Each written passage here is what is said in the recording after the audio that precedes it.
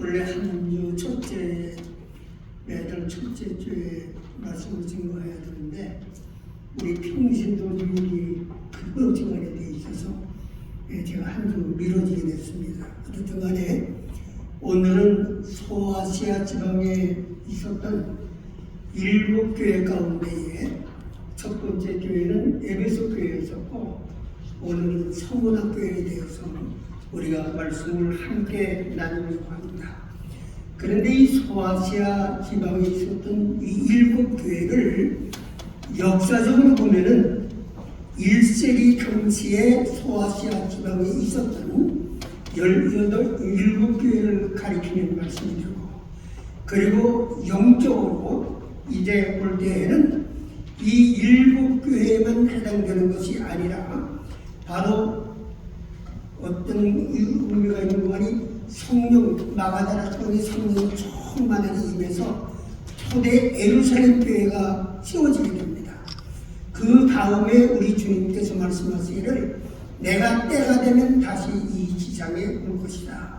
그래서 재림을 말씀하셨는데 바로 그때에 세워진 초대 예루살렘 교회로부터 예수님이 재림하실 때까지 이 지구상에 존재해 있는 모든 교회를 가리켜서 주신 말씀이다. 이렇게 볼 수가 있어요.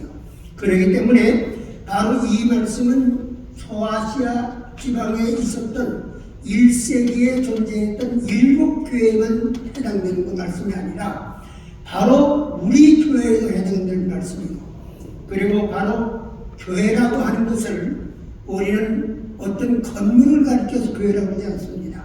에클레시아라고 해서 성도들의 모임의 공동체, 그것을 가르쳐서 교회라 그러는데, 그런 의미에서 보면은 작은 교회는 저와 여러분 한 분 한 분이 교회가 되는 줄로 믿습니다. 그렇기 때문에 나에게 주신 말씀으로 받아야 돼요.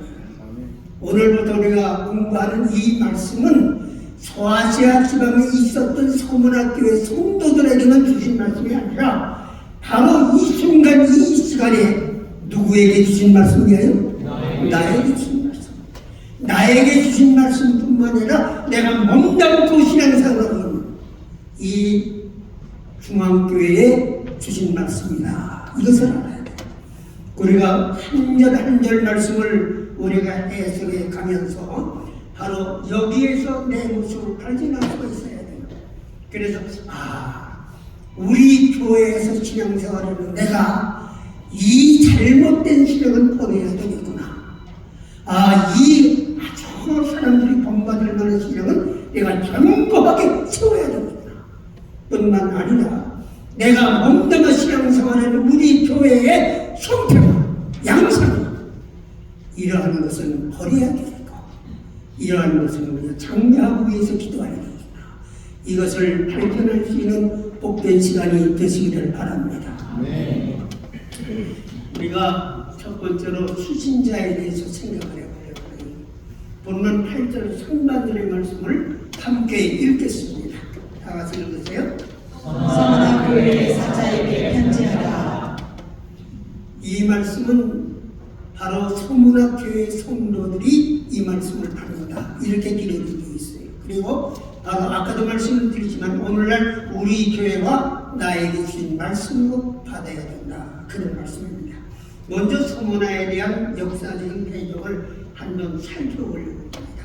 이 서문화는 에베소라고 하는 지역에서 북쪽으로 약 65km 떨어진 곳에 있습니다. 그렇기 때문에 에베소 교회도 해가 밝으면 뒷모습이 보여요. 그래서 거의 비슷한 그런 지역에 있었습니다. 그러니까 당시 이 서문화는 로마와 인도와 페르시아로 가는 교통의 중심지인 항구 도시. 그렇기 때문에 아주 상업이 발달이 되어지고 이곳에서 아주 많은 그런 부유한 도시였었다, 이렇게 볼 수가 있습니다. 그런데 이 도시는 누가 세워놓은 거 아니? 알렉산더 대왕이 세웠어요. 알렉산더 대왕이 세웠는데 이곳에는 무엇으로 유명한 거 아니? 태양신 제우스를 섬기는 신전이 있습니다. 그뿐만 아니라 로마 황제를 신으로 섬기고 추앙하는 그러한 신전이 또한 있습니다. 로마 황제 숭배 사상이 팽배해 있는 그러한 로마 숭배가 뛰어난 도시였었다. 이렇게 볼 수가 있어요. 그러니까 그렇게 모든 우상이 산재해 있는 그곳에서 예수를 믿는, 예수만이 나의 구주가 되시고 주님이 된다고 하는 고백을 하는 이 믿음을 갖기 쉽겠습니까? 어렵겠습니까? 굉장히 어렵습니다. 그렇기 때문에 목숨을 내놓고 책임을 지고 신앙생활을 할 수 없어요. 아마 여러분들이 오늘 목사님 말씀, 이 교회는 내 교회도 아니고 네 교회도 아니고 무슨 교회요? 우리 교회다. 우리 교회다. 그래서 우리 모두가 이 소문학교의 성도들의 신앙을 우리가 본받을 수 있다고 하면은 이 소문학교의 7교회 가운데 책망을 받지 않았던 교회입니다. 칭찬만 받았어요. 딱 두 교회는 빌라델피아 교회. 성교에 충실했던 성도 빌라델피아. 이 두 교회는 칭찬만 있지 책망이 없어요. 그러니까 하나님으로부터 주님으로부터 책망받지 않고 날마다 칭찬받는 복된 교회가 되기를 주님이 축원합니다. 그래서 우리가 모두 그런 자리에 들어가야 돼요. 그렇기 때문에 이렇게 그 무상단지가 산지에 있는 이런 곳에서 예수를 믿는 신앙을 갖는다고 하는 것은 목숨을 내놓지 않은 감당할 수가 없었다고 하는 그런 얘기입니다. 그러니까 이 목숨을 내는 신앙을 안 가지면은 신앙생활을 없을 수 있는 이런 장소에 있었기 때문에 소문학교회에 감독으로 있었던 사람이 누군 줄 아십니까? 폴리갑이라고 하는 사람이에요. 그래서 폴리갑이라고 하는 순교자가 여기서 나오게 됐다고 하는 것입니다. 그런데 오늘 이 예배 참석하신 사랑하는 성도 여러분들은 이 소문학교회의 이름처럼 마음 중심에 예수님을 모시고 몰약의 사명을 감당할 수 있는 복된 교회가 되시기를 주님의 이름으로 간절히 축복합니다. 그래서 오늘 예배 참석하신 사랑하는 여러분들은 이 소문학교의 사랑하는 성도들의 이름과 같이 그야말로 예수님의 그 이름을 내 마음에서 깊이 간다고 그 이름을 배반하지 않기 위해서 목숨이라도 내는 것이나 그런 신앙을 소유해야 될 줄로 믿습니다. 그 다음에 두 번째로 소문학교에 나타나신 주님의 모습에 대해서 한번 생각해 보려고 합니다. 오늘 본문 8절 하반절에 있는 말씀을 함께 읽겠습니다. 다 같이 읽으세요. 처음이며 마지막이요 죽었다가 살아나시니가 이르시되. 지금 읽은 말씀을 보니까 내가 주님으로 믿는, 나의 구주로 믿는 예수님은 어떤 분이라고 소개를 합니까? 어떤 분이에요? 처음이요, 마지막이요, 또 죽었다가 살아났습니다. 이렇게 말씀을 증거하고 있습니다. 헨리 나우엔이라고 하는 사람이 있어. 이 사람은 수도사로서 침략자였는데 이 사람은 상처 입은 치유자라고 하는 책을 써서 아마 많은 사람들이 이 책을 읽었을 줄로 압니다. 이 헨리 나우엔이라고 하는 사람은 수도사의 심리학자에서, 그런데 이 사람이 뭘 얘기하냐면 주님께서는 자신의 상처를 입었을 뿐만 아니라 오해도 받으시고 배척도 당하시고 고통도 받으시고 십자가의 죽음도 당하셨다 그 말입니다. 그렇기 때문에 상처받은 자로서 내 상처를 이해하면서 나를 치료하실 수 있는 주님은 상처 입은 우리의 주님밖에 없다. 이렇게 그 책에서 고백하고 있어요. 그러나 다른 사람이 나와 비슷한 고통을 체험한다고 해서 내 고통의 문제가 해결된다고 하는 것은 아닙니다. 그 말씀하고는 달라요. 나와 비슷한 고통을 체험한 사람이라도 죽었다가 살아났었습니까? 죽음의 문제를 해결했어요. 그런 사람은 없거든요. 그러나 예수님은 내가 당하고 있는 고통을 직접 체험을 하셨을 뿐만 아니라 내가 당하고 있는 고통을 직접 이해하실 뿐만이 아니라 바로 나의 치유자가 되신다. 그런 얘기입니다. 그래서 우리가 가장 두려워하는 가장 절망 가운데 있는 죽음까지도 정복하시는 분이 누구라는 얘기입니까? 우리 주님이시다. 그렇기 때문에 바로 상처 입은 치유자는 우리 주님밖에 없다고 헬리 나우미라는 신약자는 이야기를 했습니다. 그런데 우리 주님은요, 참 오늘도 찬송을 이제 우리 정경수 장로님 이제 그 엘렌 장인이라고 그러는데 내 설교를 다 가지고 있는 것 같아요. 찬송 부르는 게 그래야 그좀 영감으로 통했나 그런 얘기를 생각을 했습니다만은 참 우리가 오늘 찬양을 부르면서 내 마음속에 왔던 감격처럼 인생의 최대의 절명인 죽음도 정복하시는 그리고 부활의 해석을 보여주시는 그 주님이 뭐라고 우리에게 선포하겠습니까? 내가 너를 안다. 내가 너를 안다.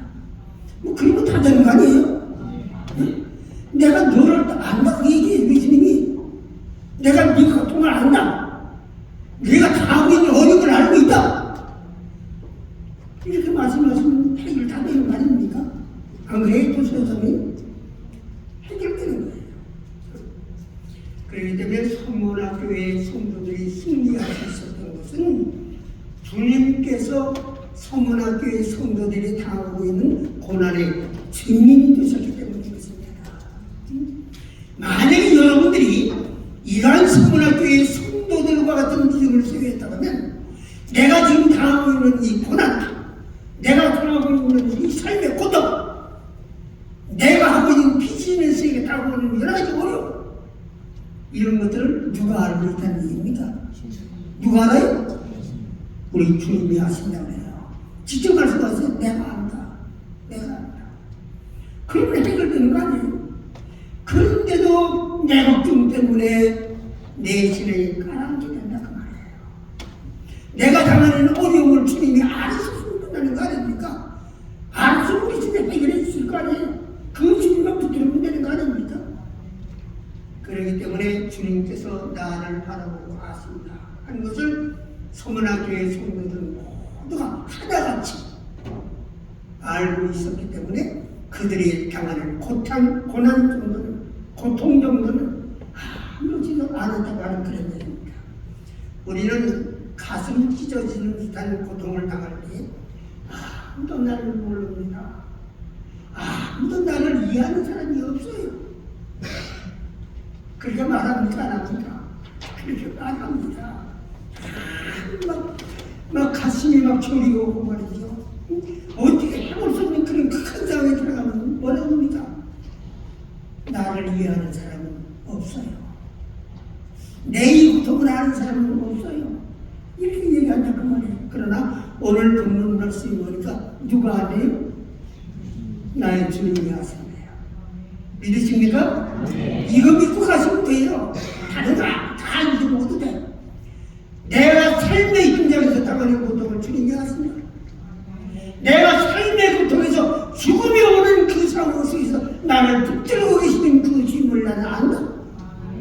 그러면 되는 거 아니에요? 내가 무슨 문제를 해결하라고 하는 거죠. 내 믿음이 무엇을 해결하는 거죠. 그런 거 아니에요. 주님이 아시기 때문에 해결되는 겁니다. 그렇기 때문에 서문학교의 성도들은요, 지금 자기들이 당하는 이 고난은 결코 오래가지 않는다고 하는 것을 확실히 알고 계셨어요. 왜 그렇습니까? 우리 주님이 나의 고통을 알고 계시기 때문입니다. 믿으시면 하면. 네. 실제로 서문학교에 나타나신 주님의 예언적인 정보는 어떤 것인가를 살펴보려고 합니다. 오늘 본문 10절 말씀을 함께 읽겠습니다. 읽으세요. 시작. 너는 장차 받을 고난을 두려워하지 말라. 볼지어다 마귀가 장차 너희 가운데서 몇 사람을 오게 던져 시험을 받게 하리니 너희가 10일 동안 고난을 받으리라. 내가 죽도록 충성하라. 그리하면 내가 생명의 관을 너희에게 주리라. 아멘. 지금 읽은 말씀을 보니까 신앙적인 환난과 물질적인 궁핍과 그리고 유대인을 통한 대처, 이러한 모든 고난을 당하고 있지만은 앞으로는 더 무서운 고난이 너에게 온다는 것입니다. 죽음까지도 불사할 수 있는 그런 고난이 온다. 이렇게 지금 읽은 말씀을 보니까 예언을 하고 있어요. 어떤 사람들은 여기에 나오는 너희가 10일 동안 환난을 당하리라 하는 이 말씀을 문자 그대로 이해를 해서 지도자급 몇 사람이 며칠 동안 환난을 받을 것이야 이렇게 해석하는 사람들이 있어요. 그러나 역사적으로 볼 때 그렇게 되어졌다는 사실을 찾아볼 수가 없어요. 그렇기 때문에 여기 10일 동안 몇 사람을 어겨가지고 환난을 당하게 할 것이다 하는 이 말씀은 상징적으로 해석을 하는 것이 옳습니다. 그래서 그들이 앞으로 받아야 할 그 고난을 왜 그러면 10일이라고 딱 한정을 해서 얘기를 했느냐, 이걸 우리가 알아야 되는데, 이 10이라고 하는 숫자는 히브리인들의 다른 사람들의 히브리인들에게는 만수라고 합니다. 만수. 그러니까 물건을 살 때도 10가지 쓰면 그것이 끝나는 거예요. 더 이상은 없어요. 10가지만 쓰면. 그러므로 이 구절이 우리에게 가르쳐주는 교훈은 뭔가하니, 하나님이 예비하신 고난, 내가 당하는 고난은 누가 예비하신 거라고요? 하나님이 예비하신 거예요. 여러분이 잘못도 했지만은 하나님께서 여러분을 깨쳐주시고 여러분들을 올바로 세우시고 여러분의 이름을 견고하기 위해서 누가 허락하세요?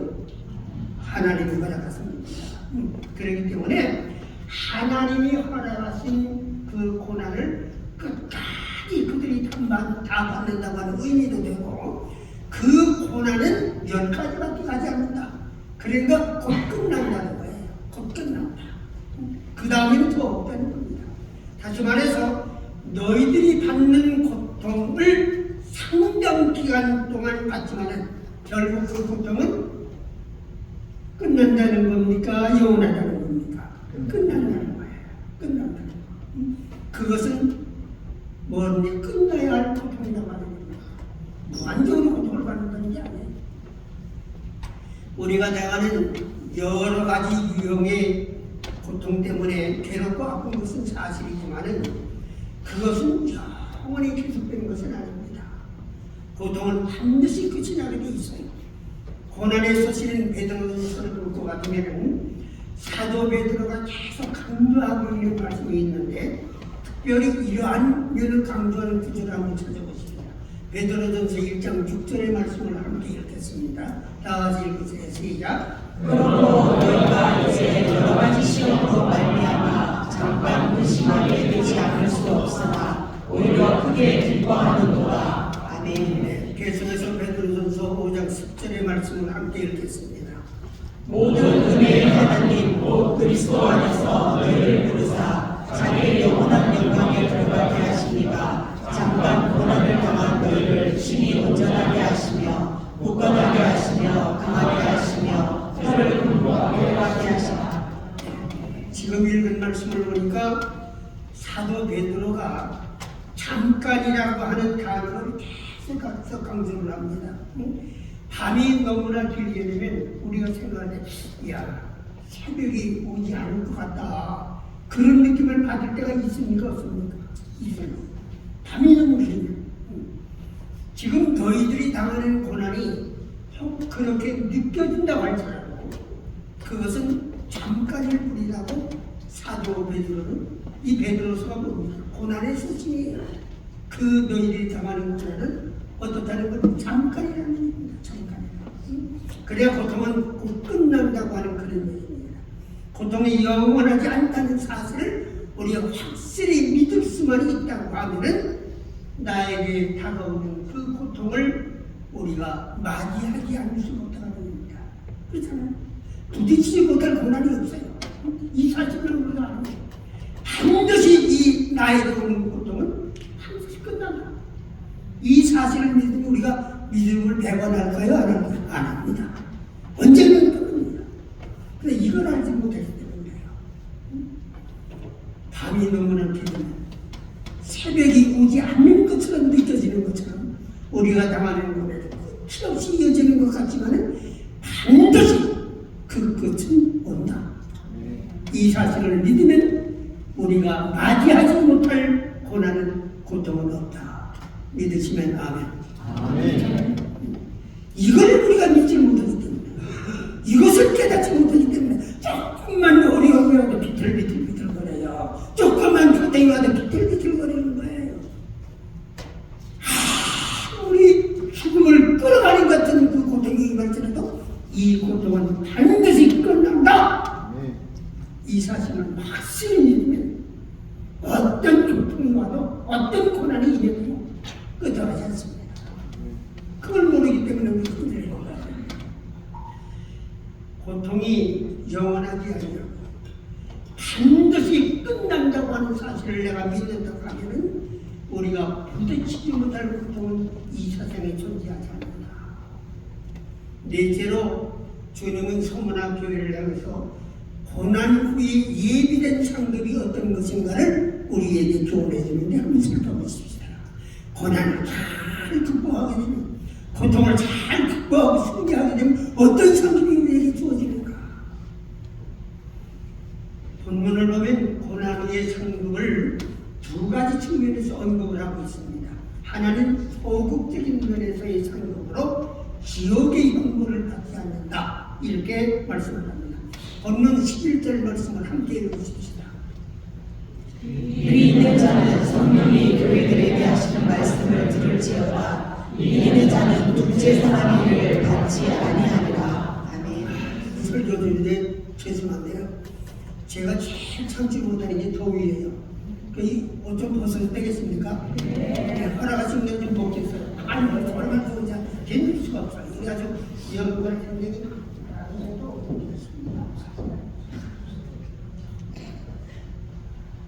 아주 너무나 힘들어요.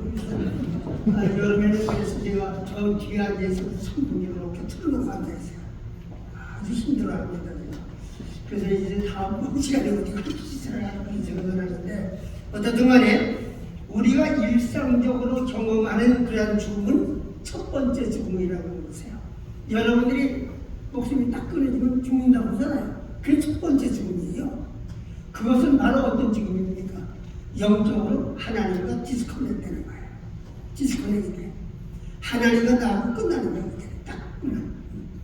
근데 그것은 첫 번째 죽음이라고 하고, 두 번째 죽음이 있어요. 그것으로 끝나면 괜찮겠는데 두 번째 죽음이 있어. 두 번째 죽음이 뭔가는 요한일서 21장 8절에 있는 말씀을 함께 읽으십시다.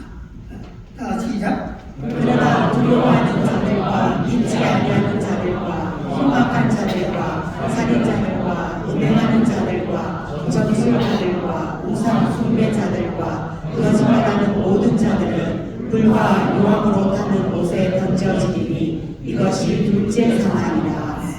여기 둘째 사망이 있죠. 이거는 어디로 떨어지는 겁니까? 불과 유황이 타는 곳은. 그러니까 그건 어디를 얘기하는 거예요? 지옥으로 떨어진다 그래요. 지옥으로 떨어진다. 근데 이 지옥으로 떨어지게 되면 그 지옥에 떨어져서는 여기서 불과 유황이 다 타는 그 정도 들어가거든. 근데 거기서 들어가니까 확 들어가자마자 다 죽어버리고 끝나면 괜찮은데 이게 죽질 않아. 한 몸은 그냥 뜨거워서 힘들 수가 없는데 죽음이 사라져서 죽음이 오질 않아. 그러면 여러분, 우리가 생각할 때 이 세상에서 우리 그리스도인들을 핍박하고 힘누르고 억누르던 박해하던 자들이 지금 당장은 승리하는 자들처럼 보이지만은 그들이 영원한 지옥을 피할 수 없는 존재들이라고 하면 이 땅에서 누리고 있는 영광이나 권력이 무슨 소용이 있겠느냐 말이에요. 이 땅에서 누리는 영광이나 모든 축복이 잠깐 동안입니까? 영구적입니까? 잠깐 동안이에요. 오래 누리도 120살이나 살려나? 안 된다. 근데 불과 유황이 타는 그 불못에 떨어지게 되면 몇 년 동안 있어요? 영원. 그것을 어떻게 할 수가 없어.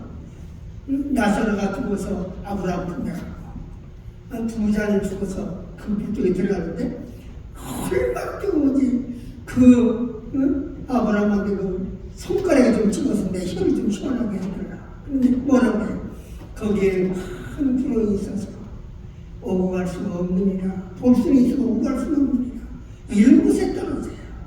그러니까 아무리 우리를 축복하고 짓누르고 엉망을 자들이 이 세상에서 승리한다고 할지라도 우리의 마지막은 피할 바가 되지 않아요. 우리의 그리스도인들은 죽으면 어디로 갑니까? 천국으로 가요. 기여하고는 상관이 없어요. 그 얘기인데 얼마나 큰 축복입니까? 그렇잖아요?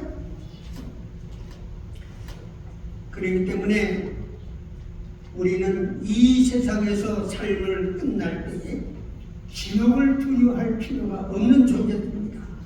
또 다른 하나는 적극적인 면으로서 상급이 생명의 멸류관이 있다. 이렇게 얘기를 합니다. 그래서 오늘 본문 10절 후반절의 말씀을 함께 읽어요. 다 같이 읽으십시다. 시작.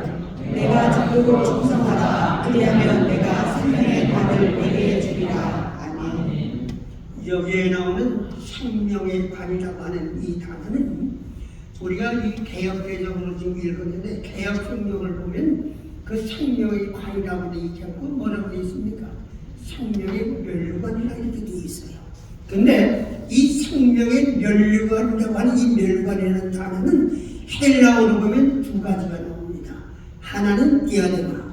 이 디아데마라고 하는 것은 임금이 쓰는 멸류관을 얘기하는 거예요. 그런데 여기에서 사용하고 있는 멸류관이라고 하는 단어는 디아데마가 아니라 스테파노스입니다. 스테파노스. 이 스테파노스라고 하는 것은 경기장에서 경기하는 자가 최후의 승리자가 될 때에 뭐를 씌워줍니까? 멸류관을 큰 가시관을 씌워줘요. 뭐죠? 모르겠습니다. 딱 씌워줍니다.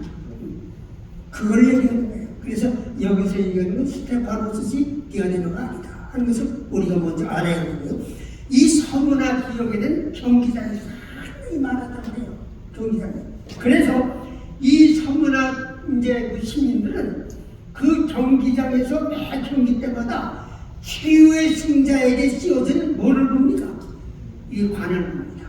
이 스테파노스를 봅니다. 그러면서 이야 저 사람 참 좋겠다. 참 신난다. 이런 마음을 늘 가지고 있었을 것이라고 하는 것입니다. 근데 이 서문학교의 교인들은 이렇게 경기장에서 승리하고 쓰는 스테파노스만 바라보는 것이 아니라 그들의 신앙의 경주장에서 내 신앙이 큰 믿음으로 전진해 나가서 승리했을 때 주님이 주시는 뭐를 바라봤다는 겁니까? 생명의 멸류관을 바라볼 수가 있었다. 얼마나 좋아요? 여러분 보십니까? 네?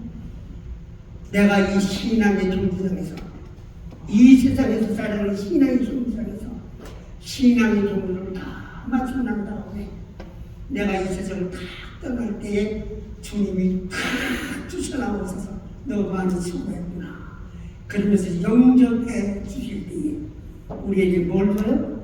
뭘 줘요? 생명의 멸류관을 주실 줄로 믿습니다.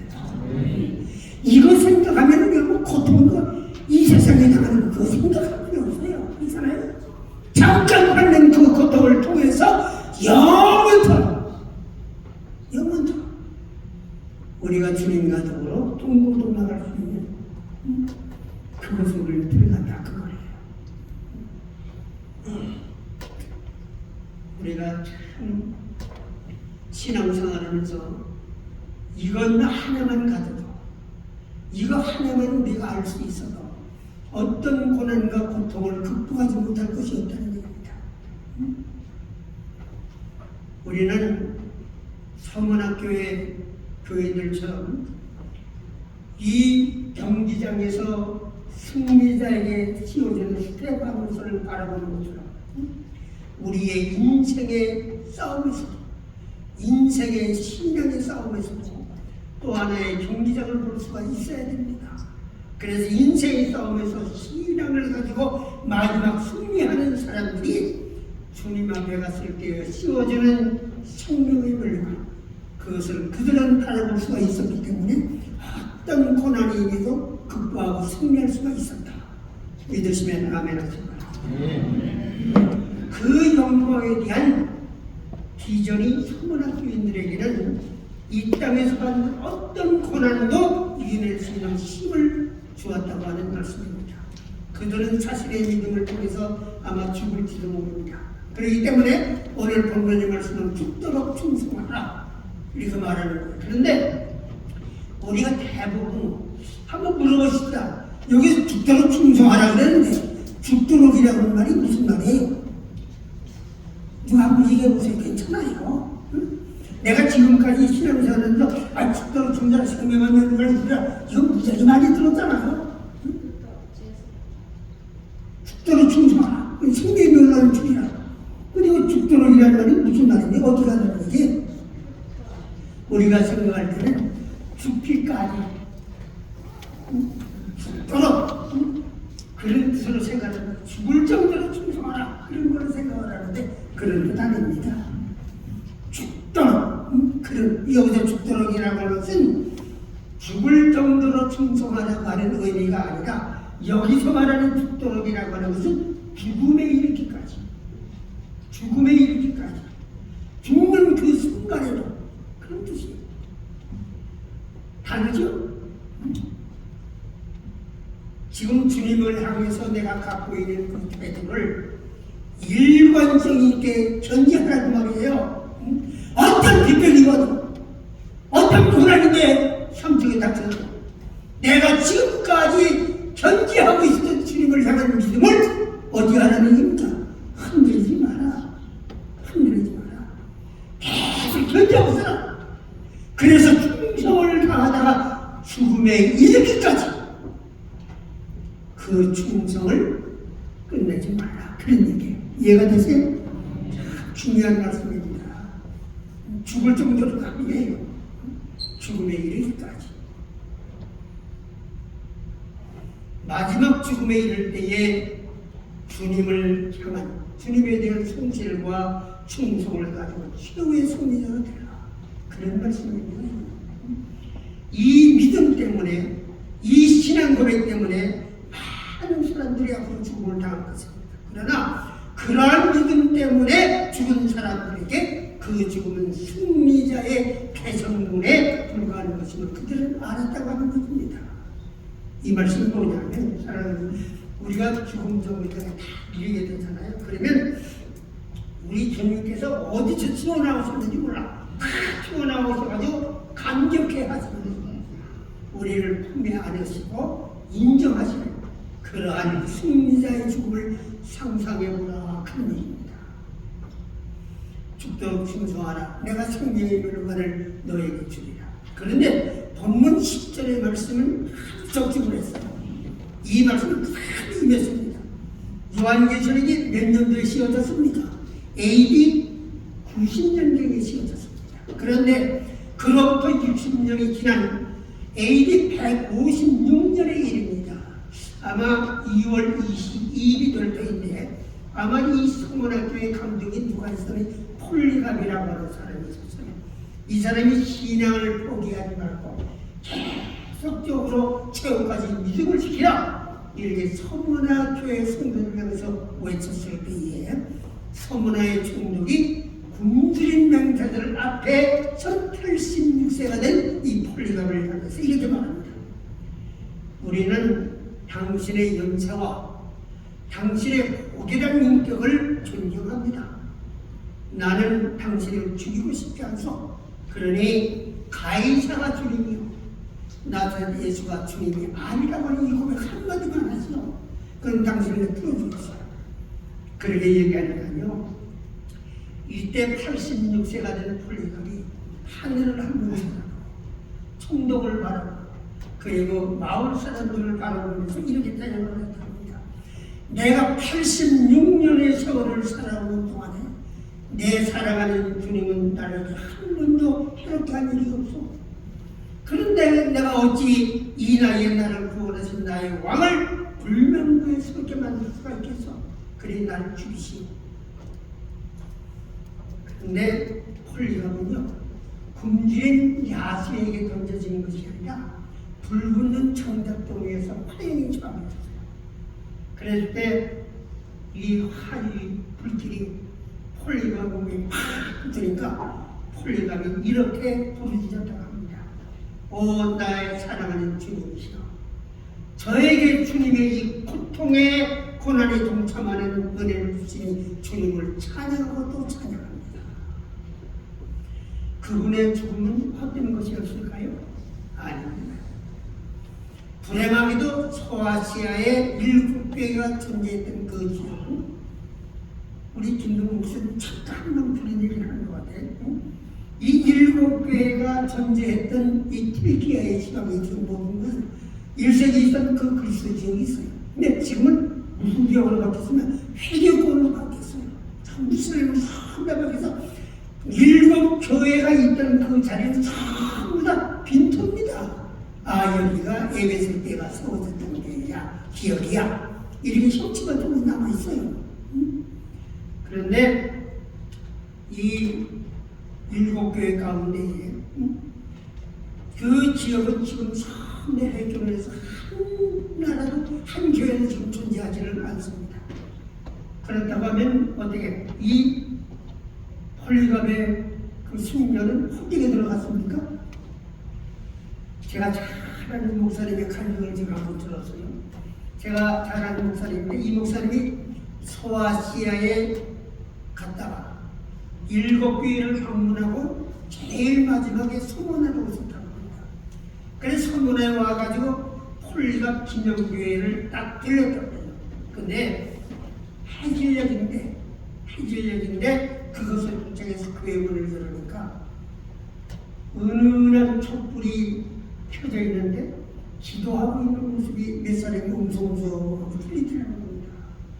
그랬는데 그 목사님이요, 아, 폴리감의 죽음이 헛되지 않았구나, 이걸 느꼈다고 해요. 이 회교의 나라 한복판에서 아직도 신앙을 지키기 위해서 복음을 전하는 이 유일한 교회, 서문화 교회는 아직도 살아있다는 것입니다. 아직도 살아있다. 이 마지막 때에 어떤 고난이든 이겨낼 각오가 준비되어 있는 교회는 어떤 교회라고 생각을 했습니까? 우리는 어떻게 이 고난을 이겨낼 수가 있습니까? 어떤 고난, 어떤 눈물, 어떤 고통도 우리 주님은 아십니다. 그리고 이 고통은 오래 계속되지 않습니다. 또 고난 후에는 반드시 우리 주님께서 나를 위해서 예배선 상급이 있습니다. 이런 사실을 기억하면서 한순간 날마다 이 삶 속에서 믿음을 걸고 최선을 다하고 성실과 동기로 주님 앞에 서 있는 사람들과 교회들에게 서문화 교회에 임한다는 사실을 믿는 복된 성도가 되기를 주의 이름으로 간절히 축원합니다. 기도하십시다. 오늘 서문화 교회에 주신 말씀으로 위로와 격려를 허락하신 주님께 감사를 드립니다. 우리가 걸어가는 인생길에 너무나 많은 고난과 풍랑들이 예고 없이 찾아오고 있습니다. 때때로 사업이 어렵고 또 실패하기도 하고 예고 없이 찾아오는 질병에 시달리며 괴로워할 때가 얼마나 많은지 모릅니다. 우리의 자녀들이 방황을 하고 그래서 가족들이 서로 갈등하게 하는 사람들이 얼마나 많은지, 주님 이런 가운데서도 믿음을 배반하지 않고 끝까지 지키고 싶어서 애달파하고 가슴 저리며 기뻐하는 믿음의 형제들이 얼마나 많은지요. 주님께서 도와주시옵소서. 우리의 간절한 기도를 들어주시고 자비와 긍휼을 은혜를 베풀어 주시옵소서. 이 고난과 고통의 시간이 끝날 때까지 주님과 동행합니다.